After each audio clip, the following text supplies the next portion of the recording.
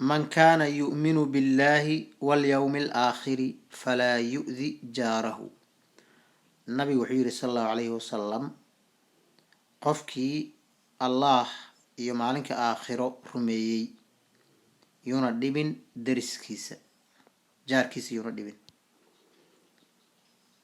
من كان يؤمن بالله واليوم الآخر فليكرم ضيفه. قفكي الله يومالك قيام الرميي هكراميو مرتديسة. من كان يؤمن بالله واليوم الآخر فليقل خيرا أو ليصمت. قفكي الله يومالك قيام الرميي خير كهضل أما هسكا أمس خير كهضل أما هسكا أمس. ما من شيء أثقل في الميزان من حسن الخلق. ما جرت شيء كعلص لنك ميزان كمركلته وقيامها دبيعة وناكسا حسن الخلق. sababtuna waxay tahay dabeecadda wanaagsan qofka waxay u horseedaysaa wax kasta oo khayrka oo dhan furihiisa waa dabeecadda wanaagsan, shar oo dhan furihiisana waa dabeecad xumada. taasaa keenaysa marka in saa loo dhaho macnaha miisaanka ugu xusay noqonaysaa qiyaamaha. min xusni islaami lmar'i tarkuhu maa laa yacniih. nabigu wuxuu yidhi sal allahu calayhi wasalam wanaagga qofka muslimka ah waxaa weeyaan tarkuhu maa laa yacniihi, inuu ka tago waxyaabaha maa laa yacniga ah, waxyaabaha aan macnaha lahayn inuu iskaga tago ama aanan khusaynin inuu ka tago. nabigu wuxuu yidhi sal allahu calayhi wasalam addi lamaanata ilaa man i'tamanak. amaanada u gudo qofkii kuu dhiibtay ama ciddii ku aamintay. haddii sir laguga aamino sirta ilaali, haddii wax lagu dhiibto shay ilaali, haddaad ballan gasho ballanti ilaali. addi lamaanata ilaa man i'tamanak walaa takhun man khaanak. ha khiyaamaynin qofkii ku khiyaameeyo. hadduu qof ku khiyaameeyo adigana khiyaanaha ugu bedelini wanaag ugu bedel. taasaa khayr ku jira, qofkina markaas laga yaaba inuu kusoo hanuuno, adigana ajir badan aad ku helaysaa insha allah. khiyaanadiisana waxba kaama dhibayso. laa tajlis bayna rajulayni ilaa biidnihimaa. nabigu wuxuu yidhi sal allahu alayhi wasalam laba qofood ha dhexgelin ilaa inay iyaga ku idmaan maogi kusoo idmaan ku dhahana soo fadhiiso. tusaale ahaan laba qof oo meel ku sheekaysanayso, lama baahna qofku inuu iska soo dhexgalo, iska soo socdo, iska dhexgalo lama rabo. waxaa la rabaa inuu weydiisto ama iyaga markaasi ay dhahaan kaali inoo imo camal saas oo kale. macnaha waxaa la diidayaa qasitaanka iyo qofka hadda xadiiska hadda aan kasoo akrinayno waay macnaha qofka inuu dhex galo waxyaaba aan khusaynin looma baahna.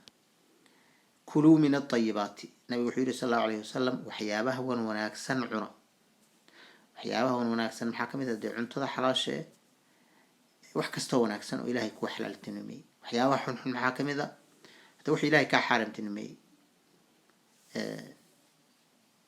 sida jaadka oo kale, sigaarka oo kale, khamrada oo kale, qashinka oo kale, xaaraanta waxaasoo ribada, wax alla wixii xun oo dhan inaad ka fogaato. taasaa laga hadlaya.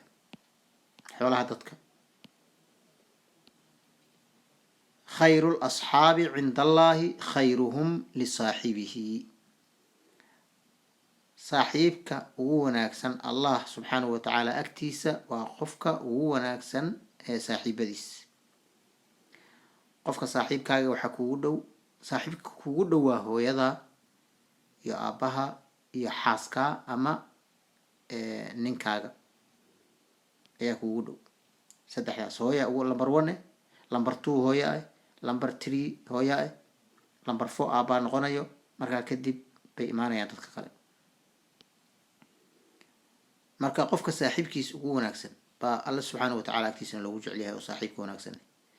khayru ljiraani cinda allahi khayruhum lijaarihi. darisna waxaa ugu wanaagsan qofka dariskiisa ugu wanaagsan. daris alle macnaa qofka ilaahay la jaarka. ilaahay la jaarka waxaa laga wadaa macnaa qofka ilaahay ugu dhawaanshaha badan waa qofka macnaha ugu khayrka badan ee dariskiisa. kaana nabiyu sala allahu calayhi wasalam idaa mashaa kaannahu yatawakka. nabiga wuxuu ahaa sala allahu calayhi wasalam marka uu soconayo suuqa sida qof معناها كتبية أو كله سيدا قف معناها أضيء هو معناها أقول كتبية هوس إيجي عمل ساسو إيرة دواء معناها على جوضا إنها ما تحتاج جيرين ما لهم إيجي جيرين وحنا خسينين ما في عنا قفك إنه ضدك قرء هوس وإيجو يا تدو حاجر اللغة أنت كقبل لابان إنها إلى ما ضح قفك إيجيو ما لأن خسينين قولي بي مريان الباب كيس يساوي إيجيان meel maherad maraysa indhaad ku taagaysaa meel walba waxaan lagu dirsanin baad maanta dhan eegaysaa marka loo baahno qofka waxaa la rabaa si edeb inuu u socdo hoosna uu eego wixii macquul ah markaas hadee inuu iska eego laakiin lama baahno qofka inuu kaamirada inuu saa u wareejiyo lama baahno si macnaha oo xad ka baxay lama baahno